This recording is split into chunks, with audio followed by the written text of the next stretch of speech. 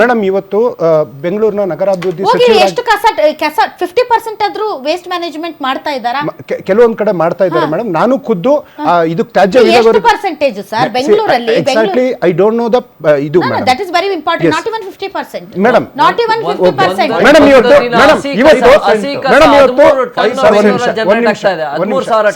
Madam ಇವತ್ತು ನಗರಾಭಿವೃದ್ಧಿ ಸಚಿವರಾಗಿ ಡಿ.ಕೆ. ಶಿವಕುಮಾರ್ ಅವರು ಮೇಡಮ್ ಇಲ್ಲಿ ತನಕ ಯಾವ ಸಚಿವರು ಹೋಗಿ ಆ ತ್ಯಾಜ್ಯ ವಿಲೇವಾರಿ ಘಟಕ, ಯಾಕೆಂದ್ರೆ ಅಲ್ಲಿ ಹೋಗಿ ಅನುಭವಿಸ್ತಾ ಗೊತ್ತಾಗ್ತದೆ ಅಂತ ಒಂದು, ಯಾಕಂದ್ರೆ ಪಾಪ ಅಲ್ಲಿ ಕೆಲಸ ಮಾಡ್ತಾ ಇದ್ದಾರೆ, ಅವ್ರ ಬಗ್ಗೆ ನನಗೆ ಅನುಕಂಪನೂ ಇದೆ, ಗೌರವನೂ ಇದೆ ಮೇಡಮ್. ಆ ಜಾಗಗಳಿಗೆ ಹೋಗಿ ವಿಸಿಟ್ ಮಾಡಿ ಅಲ್ಲಿ ಏನೇನು ಆಗ್ಬೇಕು ಅಂತ, ಮತ್ತೆ ಬೇರೆ ತರ ಈಗ ದೇವಸ್ಥಾನಗಳಿಗೆ ಹೋಗೋದೆಲ್ಲ ಬರ್ತಾ ಇದೆ ಮೇಡಮ್. ಸಿ ಈಗ ಮಹೇಶ್ವರ ರಾವ್ ಅವರು, ಉದಾಹರಣೆಗೆ ನಾನೇ ಒಬ್ಬ ಮಂಜುಳಾ ಲಿಂಬಾವಳಿ ಅಂತ ಇಟ್ಕೊಳ್ರಿ ಸರ್, ಈ ತರ ಆಕ್ಸಿಡೆಂಟ್ ಆಗಿದೆ, ಜನ ಬೇಡ ಅಂತಿದ್ದಾರೆ, ರಸ್ತೆ ಸರಿ ಮಾಡಿ ಆಮೇಲೆ ನೀವು ವೆಹಿಕಲ್ ಬಿಡಿ ಅಂತಿದ್ದಾರೆ. ನಾನು ನನ್ನ ಕ್ಷೇತ್ರದ ಜನರ ಬೇಡಿಕೆಗಳಿಗೆ ನಾನು ಸ್ಪಂದಿಸಬೇಕಾಗುತ್ತೆ ಹೊರತು ಬ್ಯಾಡ್ರಪ್ಪ ಅಂತ ಹೇಳೋಕ್ಕಾಗಲ್ಲ. ಇನ್ನೊಂದು ಕಡೆ ಧೀರಜ್ ಮುನ್ರಾಜ್ ಅವರು ಬೇಡ, ಇಲ್ಲಿ ಫಸ್ಟ್ ಆಫ್ ಆಲ್ ಅವ್ರು ಕೇಸ್ಗಳನ್ನ ಹಾಕ್ಕೊಂಡು ನ್ಯಾಯಾಲಯದಲ್ಲಿ ವ್ಯಾಜ್ಯಗಳನ್ನು ಮಾಡ್ತಾ ಇದ್ದಾರೆ, ಹೋರಾಡ್ತಾ ಇದ್ದಾರೆ. ಅಂಥದ್ರಲ್ಲಿ ಎಕ್ಸ್ಟ್ರಾ ಹಾಕ್ತೀವಂದ್ರೆ ಅವ್ರ ಜನನೂ ಒಪ್ಕೊಳ್ಳಲ್ಲ. ಜನರ ಪರವಾಗಿ ಇರಬೇಕಾಗಿರೋದು ಆ ಕ್ಷೇತ್ರದ ಶಾಸಕರ ಕರ್ತವ್ಯ, ಅದನ್ನು ಮಾಡ್ತಾ ಇದ್ದಾರೆ. ನೀವು ಜೆನ್ಯೂನ್ ಆಗಿರುವಂತಹ ಇಬ್ಬರಿಗೂ ಈಗ ಯಾರು ಮಂಜುಳಾ ಲಿಂಬಾವಳಿ ಅವ್ರ ಬಗ್ಗೆ ಹೇಳಿದ್ರಿ ಮೇಡಮ್, ಅಲ್ಲಿಗೆ ಬೇಕಾಗಿರೋ ರಸ್ತೆಗಳಿಗೆ ಮತ್ತೆ ಆ ಇದಕ್ಕೆ ತ್ಯಾಜ್ಯ ವಿಲೇವಾರಿ ಘಟಕಕ್ಕೆ ಅಭಿವೃದ್ಧಿಗೋಸ್ಕರ ಹಣವನ್ನು ನಾವು ಕೊಟ್ಟಾಗಿದೆ. ಅವರ ಕರ್ತವ್ಯ ಆ ರಸ್ತೆಗಳನ್ನ, ಒಬ್ರು ಶಾಸಕರು ಜವಾಬ್ದಾರಿಯುತವಾಗಿದ್ದಾರೆ. ಮತ್ತೆ ಧೀರಜ್ ಅವರು ಮಾತಾಡ್ತಾ ಇದ್ರು, ಅವ್ರು ಕಿರಿಯರ್ ಇದ್ದಾರೆ, ಈಗಷ್ಟೇ ರಾಜಕೀಯದಲ್ಲಿ ಶಾಸಕರಾಗಿ ಬಂದಿದ್ದಾರೆ. ನಾನು ಎಲ್ಲೂ ಹೋಗಿಲ್ಲ, ನಾನು ಯಾರನ್ನೂ ಕೇಳಿಲ್ಲ, ನಾನು ಏನು ಕೇಳಲ್ಲ. ಅಲ್ಲ, ನಾವು ಇವತ್ತು ಕೇಂದ್ರದ ಮುಂದೆ ಕೇಳ್ತೀವಿ ಮೇಡಮ್. ದರ್ಶನ್ ಯಾಕೆ ಹೇಳಿದ್ರು ಗೊತ್ತಾ? ಯಾಕೆ ಅವ್ರು ಪರ್ಟಿಕ್ಯುಲರ್ ಆಗಿ ಆ ವಿಷಯ ಹೇಳಿದ್ರು ಅಂದ್ರೆ, ನೀವು ಬ್ಲಾಕ್ ಮೇಲ್ ಮಾಡ್ತಾ ಇದ್ದೀರಿ ಅನುದಾನಕ್ಕೋಸ್ಕರ ಅನ್ನುವಂತ ಟಾಪಿಕ್ ಅನ್ನ ರೇಸ್ ಮಾಡಿ.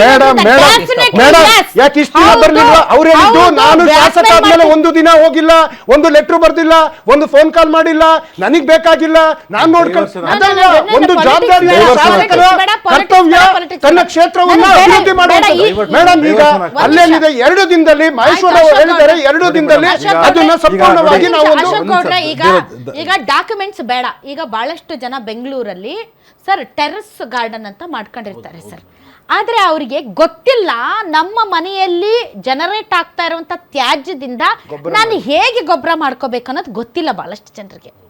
ಸೊ ಅಲ್ಲ, ಇರ್ಬಹುದು ಗೊತ್ತಿಲ್ಲ ಜನರಿಗೆ ಹೆಂಗೆ ಅದನ್ನ ಇಟ್ಕೊಳ್ಬೇಕು ಮತ್ತೆ ಅದಕ್ಕೆ ಏನ್ ಮಾಡ್ಬೇಕು ಅನ್ನೋದು ಬಹಳಷ್ಟು ಮಾಹಿತಿ ಕೊರತೆ ಇದೆ ಸರ್. ಈಗ ಜಿಬಿಯ ಅಧಿಕಾರಿಗಳಾಗ್ಲಿ ಅಥವಾ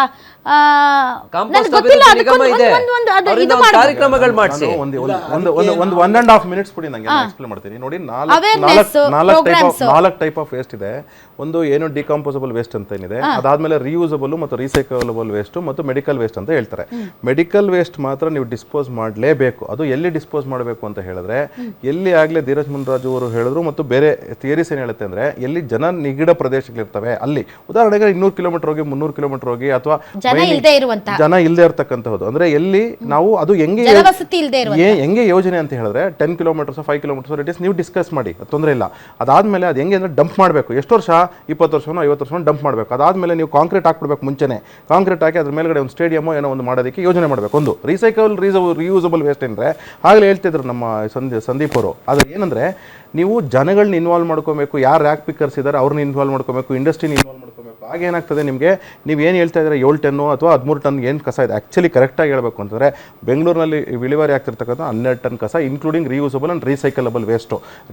ರೀಸೈಕಲಬಲ್ ವೇಸ್ಟ್ನ ನೀವು ಸೆಗ್ರಿಗೇಟ್ ಮಾಡ್ಕೊಂಬಿಟ್ರೆ ನಿಮ್ಗೆ ತತ್ಸುಮಾರು 3 ಟನ್ ಅಥವಾ 4.25 ಟನ್ನು ಹೆಚ್ಚು ಕಮ್ಮಿ ಬರ್ತದೆ. ಏನು ಪೆರಿಷಬಲ್ ವೇಸ್ಟು. ಪೆರಿಷಬಲ್ ವೇಸ್ಟಿಗೆ ಮಾತ್ರನೇ ಈಗ ಎಲ್ಸಿಟಾ ಇರ್ಬೋದು ಅಥವಾ ಶಾಂತಿನಿಕೇತನ ಅಪಾರ್ಟ್ಮೆಂಟ್ಸ್ ಇರ್ಬೋದು, ಇಲ್ಲೆಲ್ಲ ಮಾಡ್ಬೋದು. ವಾರ್ಡ್ಗೆ ಒಂದೆಲ್ಲ ಮಾಡಬೇಕಾದ್ರೆ ವಾರ್ಡ್ಗೆ 3-4 ಮಾಡಬೇಕು. ಯಾಕೆ ಅಂತ ಹೇಳಿದ್ರೆ, ನೀವು ಒಂದು ವಾರ್ಡಲ್ಲಿ ಸುಮಾರು 1-1.5 ಕಿಲೋಮೀಟರ್ ತೊಗೊಂಡು ಹೋಗ್ಬೇಕು. ಆ ಕಸನ ನೀವು ತೆಗೆದುಕೊಂಡು ಹೋಗೋದಕ್ಕೆ ಹಿಂಸೆ ಆಗ್ತದೆ. ಅದಕ್ಕೆ ಅದರಲ್ಲೂ ಏನು ಅಂತ ಹೇಳಿದ್ರೆ, ಯಾರು ಉದಾಹರಣೆಗೆ ಕನ್ಸಂಪ್ಷನ್ಸ್ ಏನಿದೆ, ಉದಾಹರಣೆಗೆ ನಮ್ಮಲ್ಲಿ ವೆಜಿಟೇಬಲ್ ಕನ್ಸಂಪ್ಷನ್ ಆಗ್ತಾರೆ, ವೆಜಿಟೇಬಲ್ಗೆ ಸಪ್ರೇಟ್ ಮಾಡ್ಕೋಬೇಕು. ಅದಕ್ಕೆ ನಾವು ಹೇಳ್ತಿರೋದು ಏನಂದ್ರೆ, ನೀವು 4 ವೇ ಸಗ್ರಿಗೇಷನ್ ಮಾಡಿದ್ರೆ ನಾವು ಇವಾಗ 6 ವೇ 8 ವೇ ಸಗ್ರಿಗೇಷನ್ಗೆ ಹೋಗ್ಬೋದಾಗಿತ್ತು. ನೀವೇನ್ ಮಾಡಿದ್ರೆ ಅವತ್ತೇನೆ 2 ವೇ ಸಗ್ರಿಗೇಷನ್ ಇಲ್ಲ ಮೇಡಮ್. ಜನಗಳಲ್ಲ ಪ್ರಾಬ್ಲಮ್, ಮೆಡಿಕಲ್ ವಿಚಾರ ಹೇಳಿದ್ರು. ತುಮಕೂರಲ್ಲಿ ಹುಲಿನಾಕರ್ ಅವ್ರ ಕಾಲೇಜ್ ಇದೆ, ಬಿಜೆಪಿ ಅವರು MLC ಅವರು 100 ಮೀಟರ್ ಮೆಡಿಕಲ್ ವೇಸ್ಟ್ ಹಾಕಿದ್ದಾರೆ. ಎಷ್ಟು ಚೆನ್ನಾಗಿ ಎಕ್ಸ್ಪ್ಲೇನ್ ಮಾಡಿದ್ರು. ಜನದಲ್ಲ ಪ್ರಾಬ್ಲಮ್, ಜನರಿಗೆ ಅವೇರ್ನೆಸ್ ಬೇಕು. ನೀವು ಕೊಟ್ಟರು ನಾನು ನಿಮಗೆ ಅವಕಾಶ ಪ್ರಾಬ್ಲಮ್. ಈಗ ಜನ ಒಂದ್ ನಿಮಿಷ ಅಶೋಕ್ ಗೌಡ್ರೆ, ಈಗ ಮನೆಯಲ್ಲಿ ಜನರೇಟ್ ಆಯ್ತು ಬಿಡಿ ಮನೆಯಲ್ಲಿ ಜನರೇಟ್ ಆಗೋ ಕಸ ಅದನ್ನ ಹೆಂಗೆ ಕಾಂಪೋಸ್ಟ್ ಮಾಡ್ಕೋಬೇಕು ನಾಲ್ಕು ಹೇಳಿ ರಾಜಗೌಡ್ರೆ, ನಿಮ್ಗೆ ಗೊತ್ತಾ ಅದು ಹೆಂಗ್ ಕಾಂಪೋಸ್ಟ್? ನೋಡಿ ಹೇಳಿ ಸರ್. ಹೇಳ್ತಾ ಇದೀನಿ ಈಗ ನೋಡಿ ಒಂದ್ ನಿಮಿಷ ಮುಗಿಸ್ಬಿಟ್ಟು ಪಾಲಿಟಿಕ್ಸ್ ಬೇಡ ಸರ್, ಜನರಿಗೆ ಅನುಕೂಲ ಆಗಲಿ, ಒಂದು ಅವೇರ್ನೆಸ್ ಕ್ರಿಯೇಟ್ ಆಗಿ.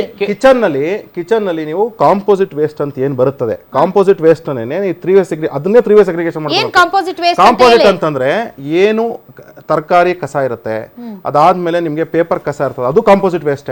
ಆ ಪೇಪರ್ ಕಸನ ನೀವು ಬೇಕಂದ್ರೆ ಸೆಗ್ರಿಗೇಟ್ ಇನ್ನೊಂದು ಸಪರೇಟ್ ಮಾಡ್ಕೊಂಡು ಅದಕ್ಕೆ ಲಾಂಗ್ ಟರ್ಮ್ ಕಾಂಪೋಸಿಟ್ ಮಾಡ್ಕೊಳ್ಳಿ. ಅದ್ರ ಜೊತೆಗೆ ನೀವು ತರಕಾರಿ ವೇಸ್ಟ್ ಏನಿದೆ ಅದನ್ನ ಮಾತ್ರ ನೀವು ಒಂದು ಡಬ್ಬಕ್ಕೆ ಹಾಕೊಂಡು ಬನ್ನಿ. 2 ದಿವಸ 3 ದಿವಸ ಆದ್ಮೇಲೆ ಸಾರು ಒಂದ್ ನಿಮಿಷ ನೋಡಿ, ಅನ್ನ ಸಾರು ನೋಡಿ, ಒಂದ್ ನಿಮಿಷ, ಸಾರಲ್ಲಿ ವೆಜಿಟೇಬಲ್ಸ್ ಇರ್ತದೆ, ಅಂದ್ರೆ ವೆಜಿಟೇಬಲ್ಸ್ ಅಂದ್ರೆ ನೀರೇನಿದೆ ಅದನ್ನ ಸೆಗ್ರಿಗೇಟ್ ಆಲ್ರೈಟ್. ಸಂದೀಪ್ ಅವ್ರೇನೋ ಕೈ ರೇಸ್ ಮಾಡ್ತಾ ಇದ್ದಾರೆ ಸರ್, ಹೇಳಿ ಸರ್, ಕ್ವಿಕ್ ಆಗಿ ಹೇಳಿ ಸರ್, ನನಗೆ ಔಟ್ ಆಫ್ ಟೈಮ್. ಸಿಂಪ್ಲಿಫೈ ಮಾಡಿ ಹೇಳ್ತೀನಿ ಲಕ್ಕ. ಈಗ ನಮ್ ಮನೆಯಲ್ಲಿ ವೇಸ್ಟ್ ಸೆಗ್ರಿಗೇಟ್ ಆಗೋದು ಒಂದು 100% ಇದ್ರೆ ಒಂದು ಅರ್ಧ 50% ಆದ್ರೂ ವೆಟ್ ವೇಸ್ಟ್ ಇರುತ್ತೆ, ತರಕಾರಿ, ಊಟ, ತಿಂಡಿ ಎಲ್ಲ ಇರುತ್ತೆ. ಅದನ್ನ ನಾವು ಮನೆಯಲ್ಲಿ ಕಾಂಪೋಸ್ಟ್ ಮಾಡ್ಬೋದು ಅಥವಾ ಮಲ್ಚು ಮಾಡ್ಬೋದು. ನೀವು ಅದನ್ನ ಸ್ವಲ್ಪ ಇದು ಮಾಡ್ಬಿಟ್ಟು ನಮ್ ಸಾಯಿಲ್ ಅಲ್ಲಿ ಸ್ಟ್ರೈಟ್ ಆಗು ಹಾಕ್ಬೋದು, ಅದರಿಂದ ಏನ್ ತೊಂದ್ರೆ ಇಲ್ಲ.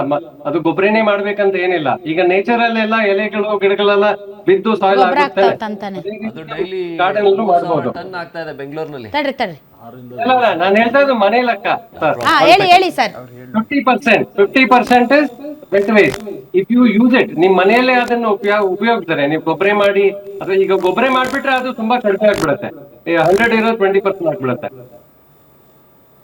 ಆ ತರ ನೀವು ಮನೇಲಿ ಉಪಯೋಗಿಸಬಹುದು. ಸೆಕೆಂಡ್ ರೀಸೈಕ್ಲೇಬಲ್. ಈಗ ಪೇಪರ್, ಪ್ಲಾಸ್ಟಿಕ್, ಮೆಟಲ್ಸ್ ಎಷ್ಟು ಇನ್ನೊಂದು 30-40% ಇರುತ್ತೆ, ಅದನ್ನು ನೀವು ರೀಸೈಕ್ಲಿಂಗ್ ಲೈಫ್ ಸೈಕಲ್ ಅಲ್ಲಿ ಕೊಟ್ಬಿಡ್ಬೋದು. ಈಗ ರ್ಯಾಕ್ ಸ್ಪೀಕರ್ಸ್ ಗೆ ಅಂತವ್ರಿಗೆ ಈಗ ಎಷ್ಟು ಉಳಿಯುತ್ತೆ? Around 10 to 20%.